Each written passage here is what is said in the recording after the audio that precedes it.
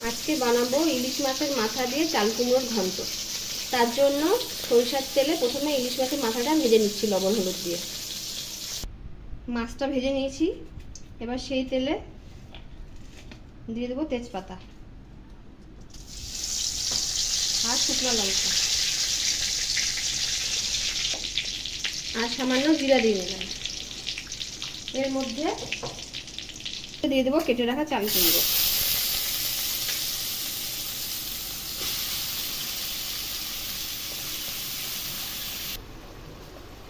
এবার এর মধ্যে দিয়ে দেব পরিমাণ মতো লবণ,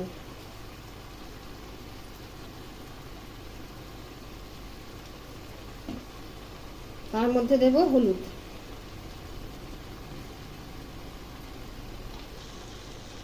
আর দেব চেরা কাঁচা লঙ্কা।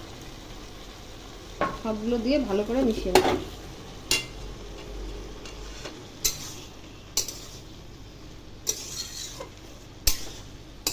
মেশানো হয়ে গেছে, এবার এটা ঢাকা দিয়ে দেবো সেদ্ধ হওয়ার জন্য।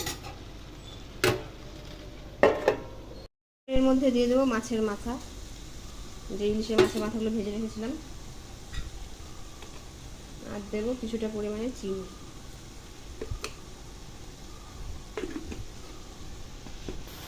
এবার মাছের মাথাগুলো যেগুলো দিয়েছিলাম ওগুলো ভালো করে এর সাথে মিশিয়ে নেব, তাহলে টেস্টটা বাড়বে।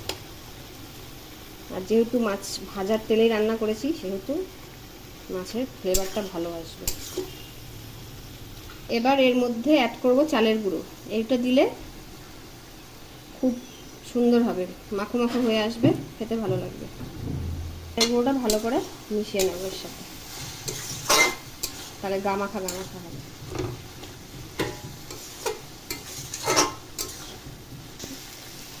আমার রান্নাটা হয়ে গেছে, এটা খেতে খুব টেস্টি হয়, আপনারা বাড়িতে ট্রাই করতে পারেন।